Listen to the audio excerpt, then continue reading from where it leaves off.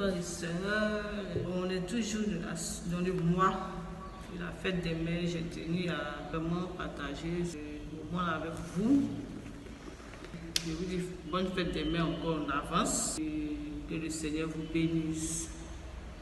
Bon, c'est une série de conseils que je donne à celles qui veulent des enfants, qui n'ont pas encore eu des enfants, et celles aussi qui ont des enfants et qui en veulent encore. Et vous pouvez prier aussi pour celles, pour quelqu'un d'autre, pour votre soeur, pour votre tante, pour votre enfant, que le Seigneur leur fasse cette grâce-là. Et c'est très important. Bon, la semaine, c'est la dernière fois, j'ai parlé de la maternité. Comment demander au Seigneur l'enfant que tu veux. J'ai donné une série de versets, d'histoires bibliques, comme Jérémie, et le Seigneur a dit, avant que tu sois dans le sein de ta mère, je te connaissais.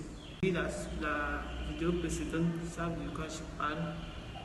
Et ça parle de commander son enfant, demander au Seigneur, je veux une fille et un garçon. Et lorsque tu es en communication avec le Seigneur, tu donnes ta vie à Dieu, tu ne fais plus ta vie comme avant, comme un païen, bien païen. Tu confies tout à Dieu, même ta maternité. Et c'est ça, il fait ce résumé. Il a donné l'histoire aussi de Zacharie, de Marie, qui a accueilli Jésus. Et cette fois-ci encore, je vais vous lire une histoire qui parle aussi de la maternité, du fait de demander des enfants à Dieu, un enfant à Dieu. L'histoire de Zacharie, en tout cas, ça me fascine. J'ai vu dans Luc 1, tout le chapitre, je crois, mais je vais lire. Parce qu'aujourd'hui, c'est l'exaucement de ta prière. La fois passée, c'était demander au Seigneur ton enfant. Mais cette fois-ci, c'est l'exaucement de ta prière. Je vais voir ici Luc 1, et à partir de 5. Du temps d'Hérode, roi de Judée, il y avait un sacrificateur nommé Zacharie de la classe d'Abia. Sa femme était d'une des filles d'Aaron et sa mère Élisabeth. Tous deux étaient justes devant Dieu. Tous deux étaient justes devant Dieu. Ils faisaient ce que Dieu demandait. Observant d'une manière irréprochable tous les commandements et toutes les ordonnances du Seigneur. Il n'avait point d'enfant parce que Élisabeth était stérile. Elle était l'un et l'autre avancés d'âge. Vous voyez, ici, il était pieux devant le Seigneur. Il faisait ce que le Seigneur lui demandait de faire. Et un peu plus loin, elles aussi, elles étaient stériles. Ils n'avaient point d'enfant. Chapitre 7, ils n'avaient point d'enfant. Vous pouvez lire jusqu'à verset. Au fur et à mesure, je vais donner des explications. Ils n'avaient point d'enfant parce que Élisabeth était stérile et ils étaient tous deux d'âge avancé. Or, pendant qu'ils s'acquittaient, l'ange du Seigneur apparut à Zacharie et s'éteint debout à droite de l'autel des parfums. Zacharie fut troublé en le voyant et la frayeur s'empara de lui. Mais l'un lui dit, ne crains point, Zacharie, n'aie pas avoir peur, car ta prière a été exaucée. Ta femme Élisabeth t'enfantera un fils et tu lui donneras le nom de Jean. Vous voyez, Zacharie a prié, lui et sa femme ont prié pour avoir des enfants. Comme ce dont j'ai parlé la dernière fois. La dernière fois, il faut prier pour demander des enfants au Seigneur. Ils ont prié, elles ici. Ils étaient pieux, ils respectaient le commandement du Seigneur et le Seigneur s'est souvenu d'eux. Et divinement, le Seigneur est venu leur donner cette bonne nouvelle, ce message. Vraiment, il faut expérimenter ça. Je vous donne ce témoignage, il faut expérimenter ça. Moi, j'expérimente. Je suis en train d'expérimenter. J'ai demandé au Seigneur les enfants que je veux. J'ai demandé au Seigneur. Et il s'est passé ce qui doit se passer. Il continue de se passer. Et le Seigneur me rassure toujours. Et il sait, en son temps, il va le faire. Comme je disais, le Seigneur a envoyé l'ange pour donner ce message-là. que ta prière a été exaucée. Lorsqu'on prie, là, le Seigneur nous écoute. Il nous écoute. Et en sentant, selon sa volonté, il nous répond d'une manière ou d'une autre.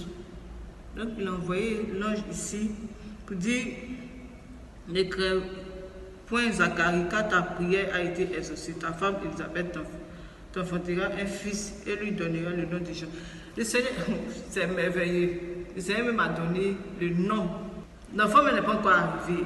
Moi, j'ai expérimenté ça. Le Seigneur ne m'a pas encore donné.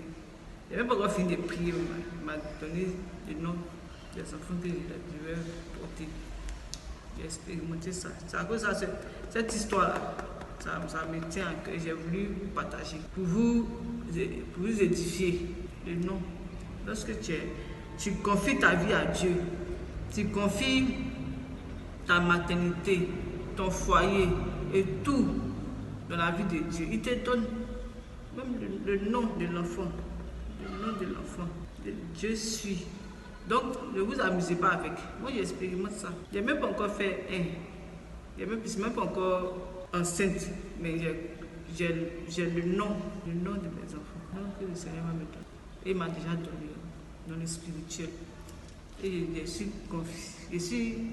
je suis vraiment sûr de ça. Dieu ne trahit pas ses enfants. Donc, tu lui donneras le nom de Jean. Il sera pour toi un sujet de joie, de l'allégresse et plusieurs se réjouiront de sa naissance. Car il sera grand devant le Seigneur, il ne boira ni vin, ni liqueur et ni vodka, et il sera rempli de l'Esprit Saint, dès le sein de sa mère. Il ramènera plusieurs de ses fils. Vous voyez, plusieurs de ses fils d'Israël au Seigneur leur Dieu. Il marchera devant Dieu avec l'esprit et la puissance de lui pour amener les cœurs des pères vers les enfants, les rebelles, à la sagesse des justes, afin de préparer au Seigneur un peuple bien disposé. C'est merveilleux. Il faut lire cette histoire. Luc 1. Dès que tu ouvres le livre de Luc, l'évangile, c'est le 3e livre d'évangile. Mes frères, mes soeurs, expérimentez, donnez votre vie à Dieu. Lorsqu'on vous dit donner votre vie à Dieu, là, vous pensez à ce que vous allez laisser en Égypte là-bas, de votre vie passée. Vous pensez à ça, ce n'est rien. Ce que vous allez vivre en tant qu'enfant de Dieu, là, c'est plus grand que tout. C'est plus grand que tout. Donc, ici, le Seigneur a donné le nom, la mission, le caractère spirituel, tout à ses parents là. Parce que non seulement ils ont demandé à Dieu, et puis avant ça, ils étaient pieux, ils étaient juste devant le Seigneur. Ils faisaient tout ce que le Seigneur demandait, les commandements, les ordonnances. En tout cas, ils ont donné leur vie à Dieu en un mot. Ils ont consacré leur vie à Dieu. Ils étaient serviteurs, servants de Dieu. Aujourd'hui, quand on dit donner votre vie à Dieu, là, c'est devenu vraiment comme une plaie. Expérimenter le Seigneur. En tout cas, les mères, ceux qui n'ont pas encore eu des enfants, ceux qui ont eu des enfants, ceux qui veulent en avoir, ceux qui veulent souhaiter, qui veulent prier pour d'autres, qui veulent voir d'autres personnes, leurs soeurs, leurs frères avoir des enfants, expérimenter. Vous pouvez faire ça à leur place. Puis les exhorter aussi. Vous pouvez prier à leur place et puis le Seigneur va faire. Le Seigneur va faire. Il a donné le nom, la mission. Donc même son Esprit Saint dans le ventre de la mère, dans le sein. Il va avoir son Esprit Saint. Et puis, lorsque le Seigneur nous donne ce qu'on demande, surtout la grossesse, là, suivant ce que le Seigneur demande, ce que le Seigneur dit, là, il ne fait pas ceci, ne fait pas pendant la grossesse, il peut te donner toi à la femme, à la mère, ne faites pas ceci, suis cela, suis cela. Il faut suivre. L'enfant aussi, lorsqu'il va naître là, il faut suivre aussi ce que le Seigneur dit. Il ne faut pas faire une partie qui nous arrange et puis laisser l'autre. Sinon, ça va nous rattraper. Après, ça veut dire, oui, j'ai prié, on m'a dit ceci, le Seigneur a dit, puis le Seigneur ne ment pas. Donc, il faut suivre. Ici, il a dit, quand il sera grand, verset 15, quand il sera grand devant le Seigneur, il ne boira ni vin, ni liqueur, ni vodka, et il sera rempli de l'Esprit Saint dans le sein de sa mère. Vous voyez, il a déjà même suivi ses instructions, ce qu'il ne doit pas faire. Lorsqu'il va naître, lorsqu'il va grandir, pour l'œuvre de Dieu, il ne doit pas boire. Donc des choses qu'il a données. Et à la mère aussi, souvent, il te dit, ne faites pas ceci, faites ceci, faites cela. Faites tant, suis-moi. Dieu aime ceux qui sont obéissants et soumis. Il ne suffit pas de prier puis aller s'asseoir. Lorsque tu lui demandes et te dit de faire quelque chose, là, il faut suivre ça. Lui va devant, nous on ne va pas devant. Ça peut être quelque chose de banal, mais tu ne sais pas comment ça va te rattraper demain. Donc mes soeurs, je vous conseille ça. Confiez votre maternité. Ça peut te surprendre, comme ce que j'ai dit la fois passée. Ça peut te surprendre. Même si ça t'a surpris, là, continue de prier. Remets-toi sur le droit chemin. Le Seigneur va te dire, c'est pas trop tard. Donc la semaine prochaine, la prochaine fois, je vais vous parler de pendant la grossesse, toujours dans l'histoire de Zacharie.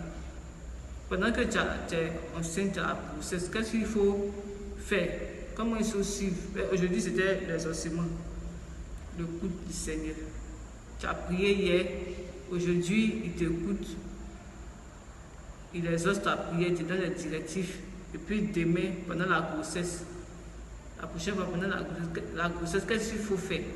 Et après, il continue de suivre. L'accouchement et autres. Donc, mes frères, mes soeurs, le mari aussi peut prier, c'est pas seulement la femme. Ici, Zacharie, donc j'ai dit, quand ta prière a été exaucée, Zacharie aussi priait pour avoir enfant, c'est pas seulement la femme. Vous les hommes, vous n'aimez pas prier. Vous pensez que la prière, c'est seulement la femme. Zacharie aussi, qui était serviteur de Dieu, il a prié. Il dit ta prière, il n'a pas dit votre prière.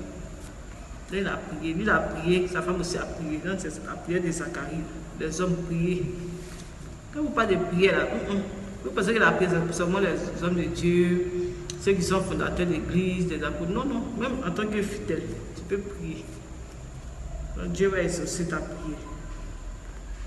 Et en tout cas, je suis très contente d'avoir partagé ça avec vous, ce témoignage aussi. Et je sais que Dieu va me donner, il y aurait un grand témoignage à vous partager.